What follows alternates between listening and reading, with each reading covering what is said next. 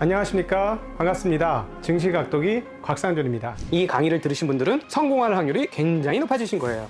여러분이 투자하신 시간과 가치가 여러분에게 실질적인 노후를 보장하는 수단으로 돌아올 것이라고 저는 믿습니다. 이거 우리끼리 비밀입니다. 이거 딴 데 가서 말씀하지 마세요. 이런 강의하는 사람 거기 아마 제 생각에는 없을 것 같아요. 이건 실전을 해본 사람만 아는 얘기예요. With you the sun is shining 24/7. Cause when we're together it feels like we're in heaven. If it will get dark you'll be my million stars. I know I can lean on you. 안녕하십니까, 증시각도기 시청자 여러분, 투자자 여러분, 대한민국 무역사 시간이 돌아왔습니다. 굉장히 긴 대서사시를 마감한다는 그런 느낌을 지울 수가 없는데요. 드디어 우리가 과거에서부터 현대로 거슬러 와서 바로 지금 이 시간의 상황까지 도달을 했습니다. 이제 오늘로 대한민국 무역사의 마지막을 장식해 주실 홍익희 선생님 소개하도록 하겠습니다. 선생님 어서 오십시오. 예, 안녕하세요. 네, 안녕하세요. 저희가 이제 대한민국이 개국한 이래로 머리카락에서부터 시작해가지고 오줌을 거쳐 벽지를 거쳐 나무를 거쳐 반도체, 자동차 이렇게까지 흘러오면서 이제 현대까지 왔어요. 정말 중국이 요즘에 엄청나게 많이 발전했고 일본도 과거에 엄청나게 발전했지만 여전히 그 디지털 사회로 넘어가면서까지도 다른 나라에 비해서 성장이 죽지 않고 많은 분들이 한국에 문제가 많다 이렇게 문제의식을 가지고 계시긴 하지만 그래도 현상적으로는 세계에서 순위권에 드는 그런 높은 무역 규모를 가진 무역 대국이 된 것은 명백한 사실인 것 같습니다. 네, 사실은 정권에 상관없이 꾸준히 발전을 했죠. 네. 예, 그 규모가 계속해서 커졌다는 거. 그게 한국에 가지고 있는 가장 큰 장점 중에 하나가 아닐까. 사실은 엄청난 소용돌이가 있었던 것 같고 정치적 격변이 있었던 것 같았는데 유유히 계속해서 무역은 늘어왔다는 것이죠. 예, 이번에도 지금 이 영상을 촬영하고 있는 9월 달에도 2021년 9월에도 누적 무역은 사상 최고 신기록을 찍고 있습니다. 맞아요. 네. 올해 같은 경우 지금까지 우리나라 수출액이 자그마치 34.9%가 늘었어요. 네. 아마 이게 역대 최고치일 겁니다. 예, 역대 최고. 지금 월별로 역대 최고를 계속 갈아치우고 있어요. 네, 그래서 올해 전체를 봤을 적에도 30% 이상 가지 않을까 하는. 물론 작년에 코로나19 기저 효과 때문에 이런 것도 있다라고 하지만 그럼에도 불구하고 이건 대단한 수치입니다. 왜 그러냐면 작년에는 전 세계가 다 같이 가라앉는 통에 우리 수출이 작년에 한 5.5% 정도 감소를 했어요. 네. 그래서 작년에 5,150억 불 그 근처인데 네. 올해는 아마 6,700억 달러 정도 되지 않을까 하는 게 예상이거든요. 팬데믹으로 5.5% 감소했음에도 지금과 같은 수치가 나오는 건 정말 대단한 거예요. 네. 네. 우선 박근혜 시대의 창조 경제를 잠깐 훑어보면 네. 박근혜 시대에도 우리 수출은 굉장히 나름대로 선전을 했습니다. 네. 그래서 우리 전체 수출의 역사를 한번 되짚어 보면은 1950년대서부터 한 20년간은 일본이 세계 최강이에요. 네. 그래서 경제 대국으로 세계 2위로 점프를 했고, 네. 그다음 30년은 우리 대한민국이 세계 최고입니다. 네. 그래서 우리가 30년 동안 세계 경기가 그 기간 동안에 한 6배 정도 컸는데 네. 자그마치 우리 수출은 한 35배 정도 컸어요. 네. 그러니까 세계 경제가 큰 거에 비해서 한 5.7배 네. 정도 빠른 성장 속도를 보여줬고 예. 그다음에 아시다시피 우리를 뒤이어서 큰 나라는 중국입니다. 네. 중국도 지금 근 30년 가까이 세계 1위를 달리고 있고 그리고 지금은 그 기운이 옆으로 번져서 베트남하고 아직까지 인도가 그렇게 순발력을 보이고 있지는 않지만 베트남 다음으로는 인도로 예상이 돼요. 네. 즉 이 얘기는 아시아 시대의 도래가 이게 빈말이 아니구나 정말로 오구나. 네. 아놀드 토이비가 얘기했던 문명은 동해에서 서로 서진 행진을 한다. 그래서 서진 행진을 한다. 그래서 태평양 시대를 예견했었는데 이제는 정말 태평양 시대로 들어가는 것 같아요. 네. 그래서 제가 드리고 싶은 말씀은 지금은 중국이 저렇게 경제 대국으로 올라섰지만 중국은 아시아의 리더가 되기에는 다른 중소국들을 많이 힘들게 했어요. 그래서 감정이 별로 안 좋아요. 네. 어떤 면에서? 그러니까 지금도 네. 중국하고 국경을 대고 있는 나라들은 사실은 중국하고 이렇게 척져 있어요. 반대야. 그 다음에 일본 역시 네. 아시아의 리더가 되기에는 우선 중국하고 대립각이 너무 클 뿐 아니라 다른 주변 국가들이 그렇게 썩 좋아하지 않아요. 2차 대전 때 한 짓이 있는데요.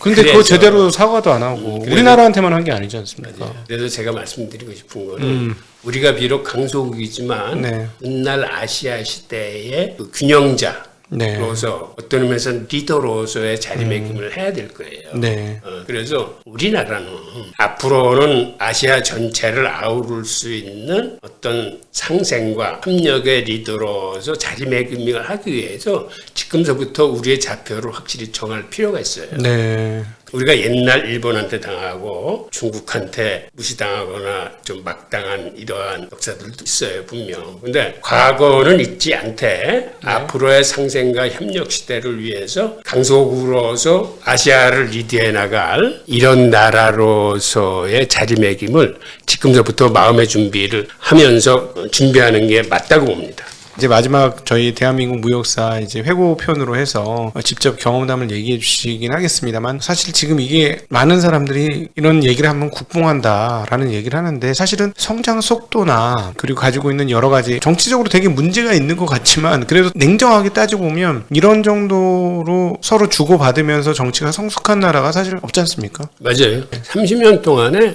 산업화와 민주화의 두 기둥을 제대로 이렇게 정립한 나라는 사실 우리나라뿐이 없습니다. 그러니까 지금 중국도 사실 공산당이 일당 독재하면서 무슨 일을 어떻게 벌일지 조마조마한 심정으로 보고 있고 저 큰 내수시장에도 불구하고 맞습니다. 거기는 산업화는 어느 정도 됐는데 민주화는 아직도 유연한 거죠. 네 그리고 뭐 민주화는 할 생각이 없는 나라고 제가 보기에는 철인 정치하고 싶은 거고 일본도 마찬가지고 일당 잠시 당이 한번 바뀌었다가 그냥 말짱 꽝 되고 지금 완전히 뭐 영원한 자민당 분위기가 됐고 우리는 언제 어떻게 될지 모르는 항상 그 불안한 이 정치권들이 항상 불안하지 않습니까? 언제 정권을 내줘야 될지 뭐 이런 그러니까 항상 긴장하면서 서로 이렇게 도전과 응전을 하는 그런 분위기가 있어서 참 다른 것 같아요, 확실히. 맞아요. 네. 그리고 우리는 좀 혼란스럽긴 해도 산업화 민주화를 같이 이뤄냈다는 거 사실 대단한 거예요. 유럽 같은 나라는 한 200~300년 걸쳐서 이뤄낸 거를 우리는 30년에 이뤄낸 거예요. 그러니까 지금 이렇게 혼란스러운 후유증은 어떻게 보면 후유증이지. 네. 이거는 앞으로의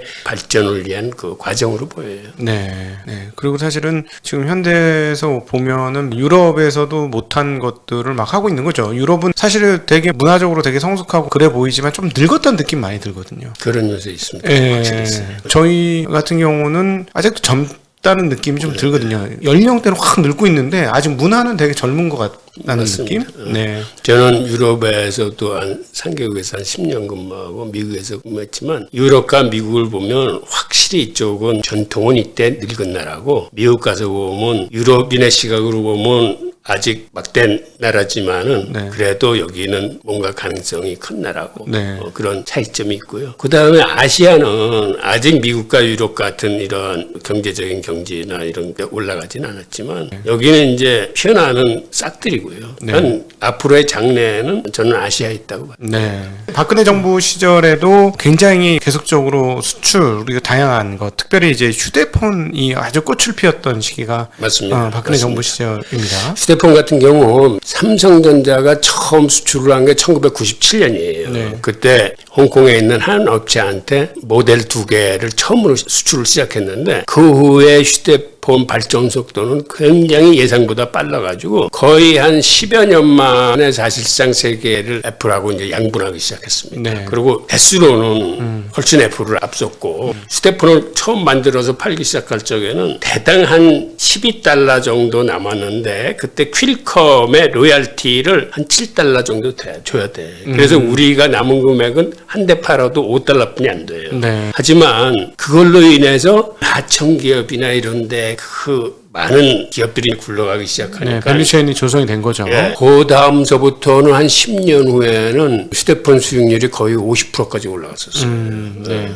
수익률도 좋았을 뿐만 아니라 그 이후에 우리가 휴대폰의 세계 강자로 도약을 할 수 있었고 그때는 반도체보다도 오히려 휴대폰 쪽의 수익이나 영업이 훨씬 더 컸어요. 그렇죠. 2012년, 13, 14년 이때는 정말 휴대폰의 삼성이었고요. 그래서 그런 측면에서 보면은 사실은 입장에 따라 좀 틀리지만 하지만 이건희 전 회장께서 맨날 위기다라 그랬잖아요. 그 위기다 할 때 저 아저씨 맨날 위기야. 맨날 위기가 아닌 적이 없어 했는데 지금 지나고 와서 보니까 그게 잘 먹힌 거예요. 지금 와서 보면은 삼성 휴대폰 인지에는 진짜 위기라는 느낌 들거든요. 저는. 그러니까 항상 위기라고 하면서 긴장하게 만들고 사람들을 긴장한 데서 그 어떤 품질 관리에 굉장히 고도의 품질 관리를 하면서 압도적인 품질 성향을 보여줬어요. 그러니까 제가 이제 하청업체들 직접 탐방을 다녀봤어요. 휴대폰 만드는 하청업체들, 다양한 하청업체들이 있는데 뭐라까지 얘기하냐면 여기에서 QC를 견디다 보니까 다른 업종으로 넘어가는 경우가 있어요. 자동차. 오케이. 예. 근데 자동차 업종 QC 보니까 별거 없던데요?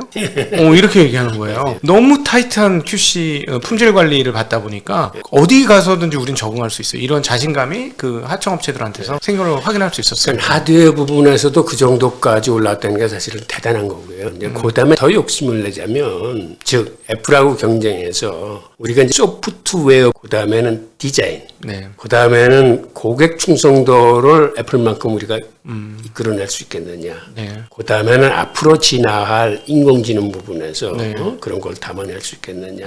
라는 여러 숙제가 있는데 사실 이런 여러 숙제가 있다는 것 자체가 발전 가능성이 있는 거예요. 네. 예.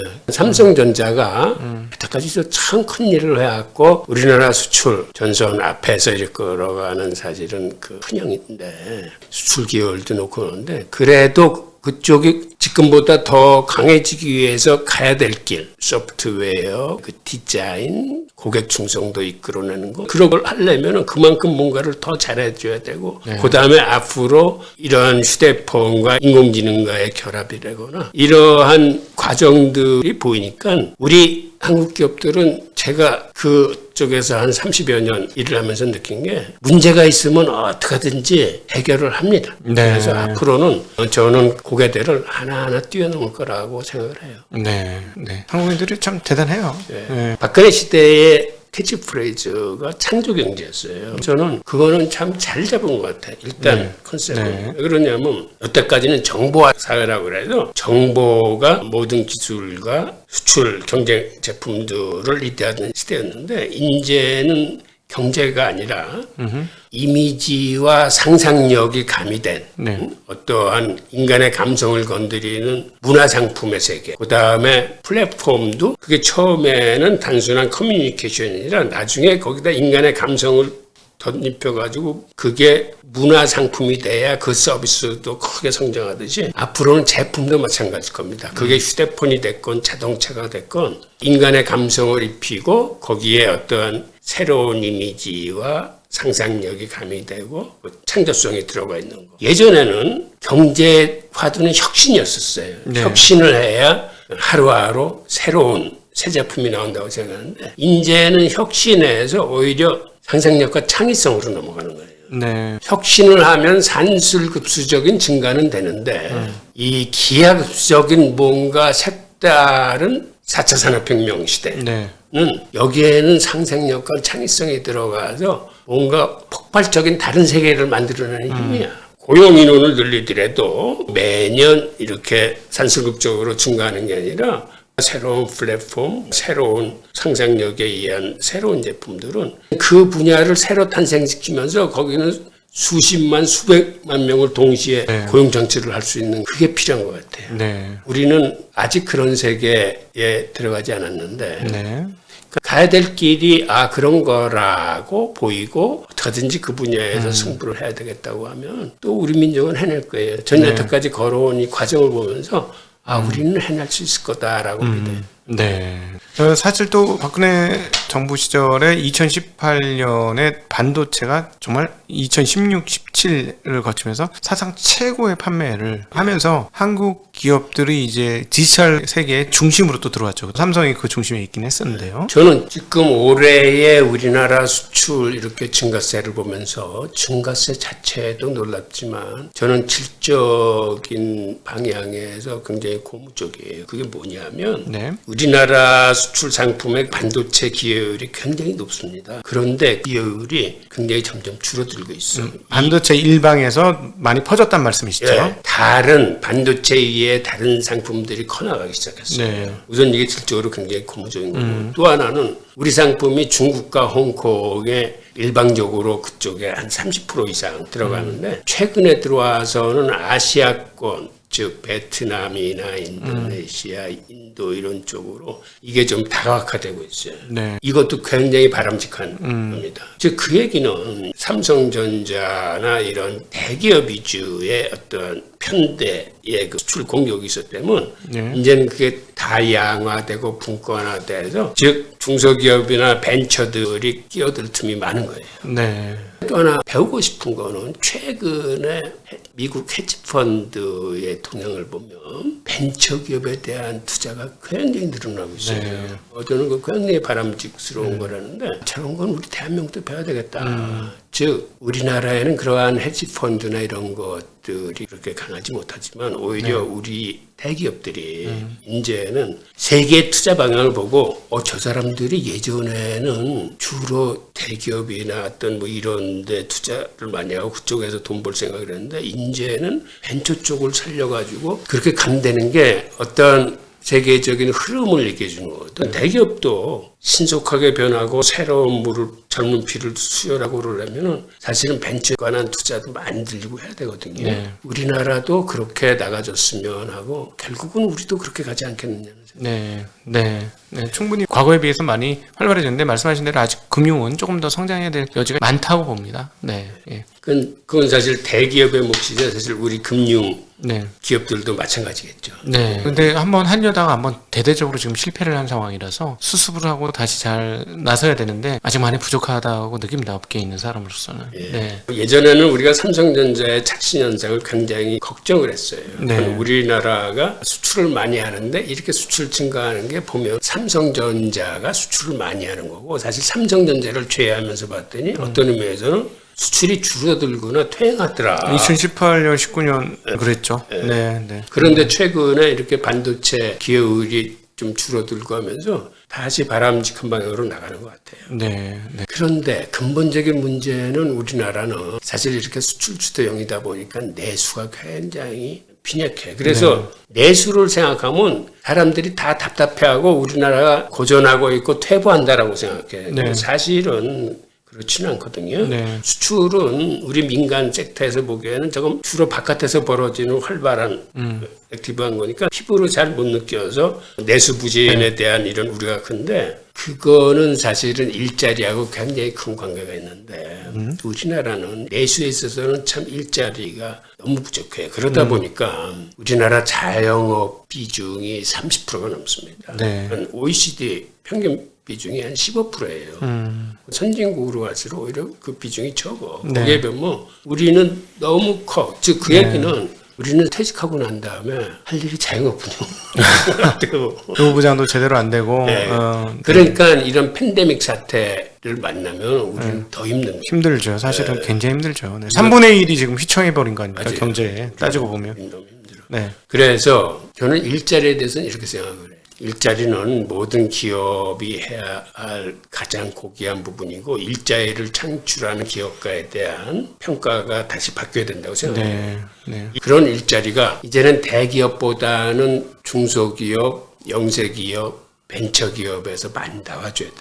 그리고 또 하나는 일자리의 마지막 보루는 그거예요. 지금처럼 그렇게 일시적인 이런 일자리는 사실은 별로 의미가 없고 네. 정부가 일자리 창출을 위한 큰 그림을 그렸으면 좋겠어요. 그래서 예전에 우리가 여성 인력을 흡수해가지고 경제강국으로 도약했듯이 마지막에는 우리 노인 인구들을 경제 인력으로 편입시킬 수 있는 이런 다각적인 방법도 강구를 하고 일자리를 창출하는데 정부, 기업, 학계 할 거 없이 폭력전을 다시 한번 펼쳐야 된다는 생각을 합니다. 박근혜 시대 때 쪽이라 그러면 중국 시장에서 우리가 일본을 물리치고 대중국 수출 1위국이 2013년도에 이루어졌는데 중국 시장이 어떤 의미에서 가장 큰 무역 시장인데 거기서 일본을 우리가 물리치고 최대 수출국이 됐다는 건 참 나름대로 의미가 있어요. 저는 2013년에 그런 사태를 보면서 일본의 시대는 이제 저물어가고 우리 한국의 시대가 오는구나라고 느낄 정도로 굉장히 중요한 건데 왜 그러냐면 일본계와 우리나라는 굉장히 미묘하고 아주 끈질긴 적을 갖고 있습니다. 우리가 지금까지도 일본한테는 계속 무역 적자예요. 네, 그렇죠. 네. 여태까지 다 따라왔는데도 무역 적자인 이유는 마을지 경제라고 부르는데 그 얘기는 우리가 수출을 하면 할수록 일본 정밀 부품 소재를 사다가 하는 거기 때문에 네. 대한민국의 수출이 늘어날수록 일본의 부품 소재 산업이 더 커진다라는 거고 그러다 보니까 우리 같은 수출을 시작한 게 일본으로부터 생사나 실을 사다가 직물을 만들고 옷을 만들어 팔고 일본의 라디오 부품이나 TV 부품 들여다가 여기서 조립해서 팔고 이런 걸로 네. 우리가 큰 수출이기 때문에 네. 그 위에 가면 갈수록 일본에서 사오는 부품 소재가 굉장히 많아졌어요. 그렇죠. 그래서 2010년경에는 한 316억 달러인가? 네. 그 무역 적자의 폭이 그렇게 네. 벌어졌어요. 네. 다행인 거는 지금은 폭이 좀 줄어들고 있긴 하지만 아직도 우리나라는 일본의 부품 소재에서 어떤 면에서는 종속돼 있어요. 네, 부품 장비 소재 강국이죠, 사실. 네. 그래서 우리가 사실은 일본으로부터 완전한 경제적인 독립을 하려면 제가 저번에도 말씀드렸는데 자동차 산업에서 일본을 추월해야 되고 부품 소재 산업에서 일본으로부터 완전히 독립을 해야 됩니다. 네. 근데 저도 이거 가능하다고 보고 지금 그러지 않아도 우리가 부품 소재 산업에서 많이 탈일본을 하고 있어요. 네. 그래서 이거는 시간은 걸리고 우리가 가야 될 길을 명확하게만 우리 기업인들이 알고 있다면 앞으로도 이거는 가능하리라 봅니다. 네. 오늘 이제 박근혜 정부까지 해서 과거 해방 이후부터 지금까지 하나하나 시대와 또 정부에 따라서 어떻게 우리나라 대한민국의 무역이 발전해 왔는지를 보았고 또 이 시간을 통해서 미래의 한국에 대해서 또 조망하는 시간을 갖게 되었습니다.